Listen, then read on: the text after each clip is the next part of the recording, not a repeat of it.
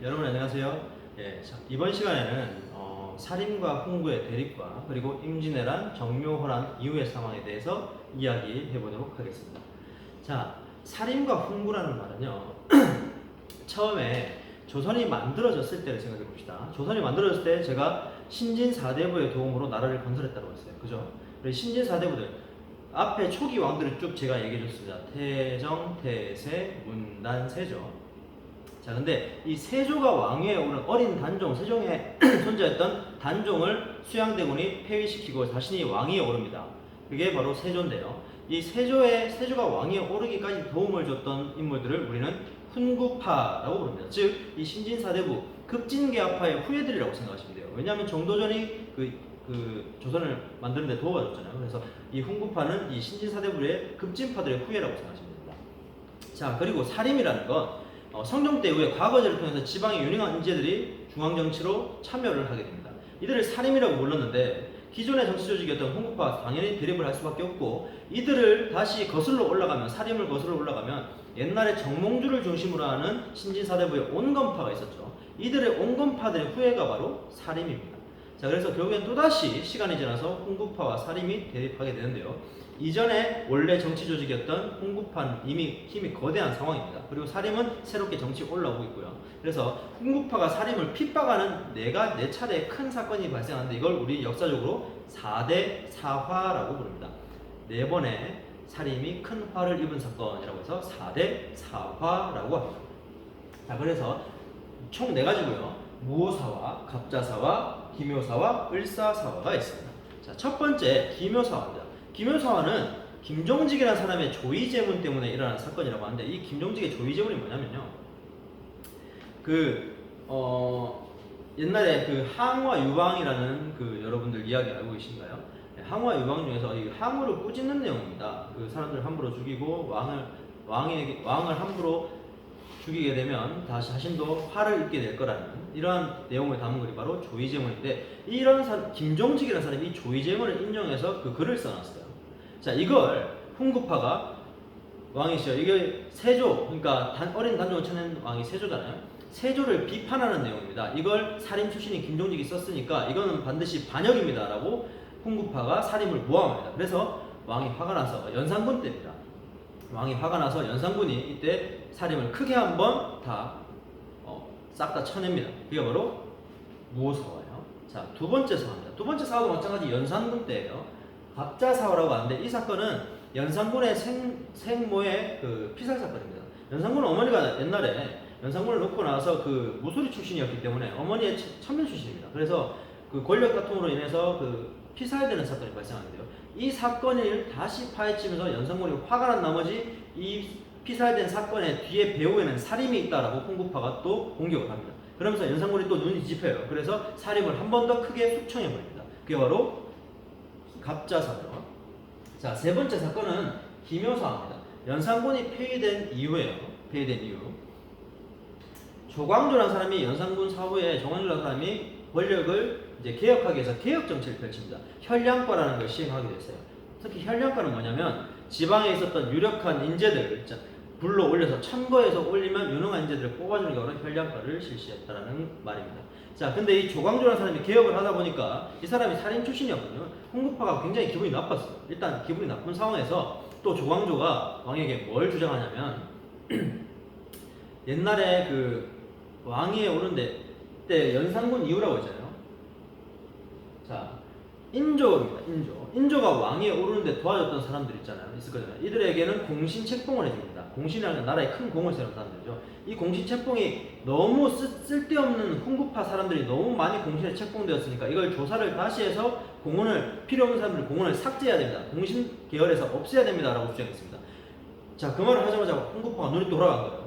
그래서 우리 공원을 삭제한다고? 그래서 이 조광조의 공원 삭제 사건을 빌미로 훈구파가 조광조에게 역모 사건을 뒤집어 씌워서 크게 한번 살인을 또 숙청해냅니다. 그게 바로 기묘사화예요.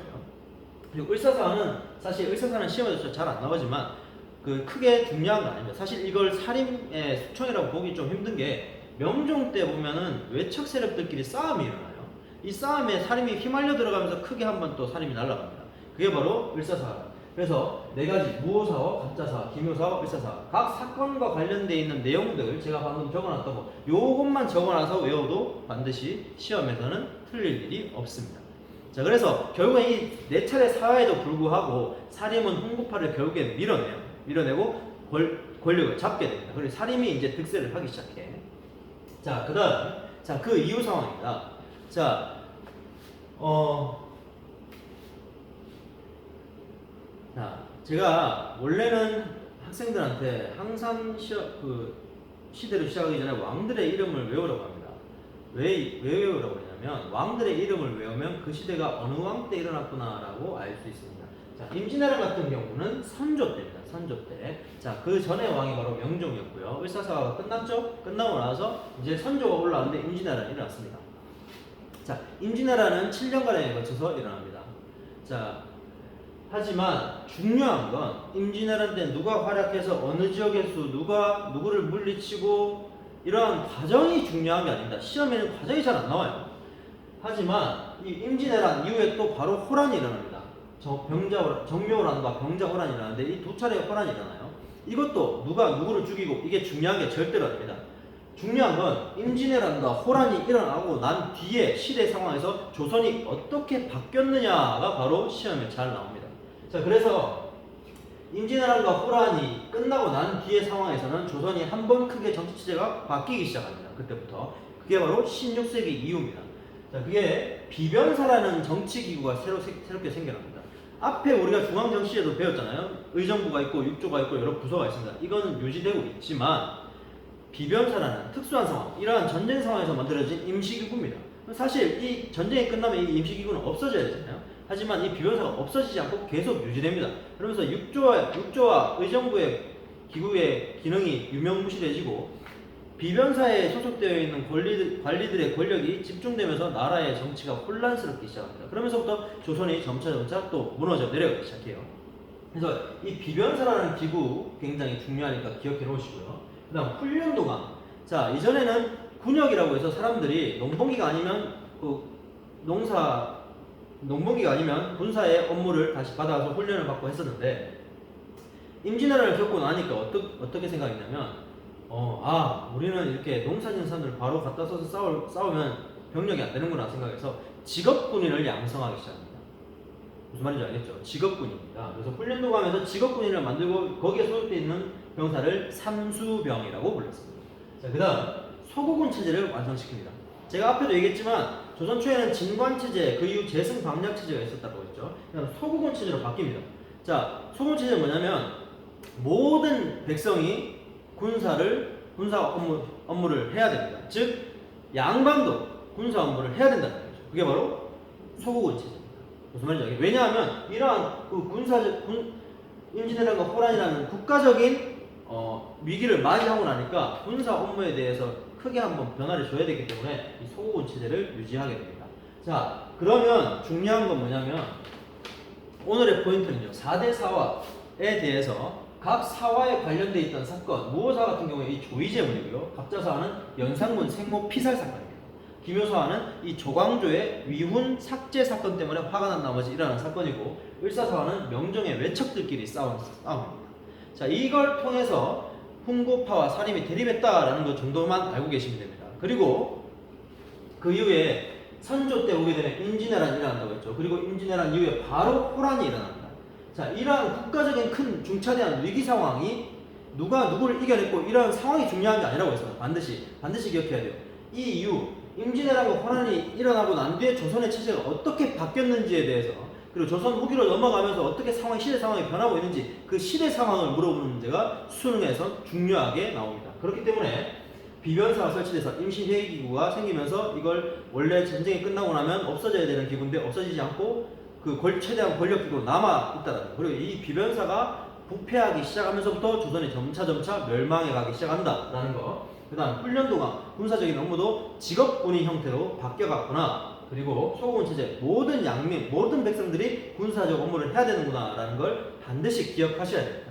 자, 오늘 배웠던 내용 다시 한번 책에 있는 거 복습하시고요.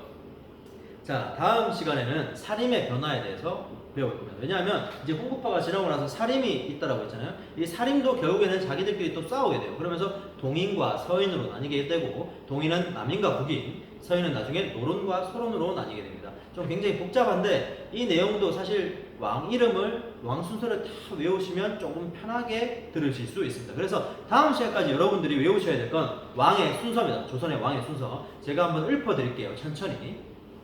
태, 정, 태, 세, 문, 단, 세, 예, 성, 연, 중, 인, 명, 선, 광, 인, 효, 현, 숙, 경, 영, 정, 순, 헌, 철, 고, 순입니다. 자, 이 순서를 조금 기억해 놓으시면 쉽게 이해하실 수 있습니다. 다음 시간까지 항상 건강하시고, 지금 코로나가 다시 유행하고 있는데요. 여러분들 항상 건강 조심하세요. 네, 수고하셨습니다.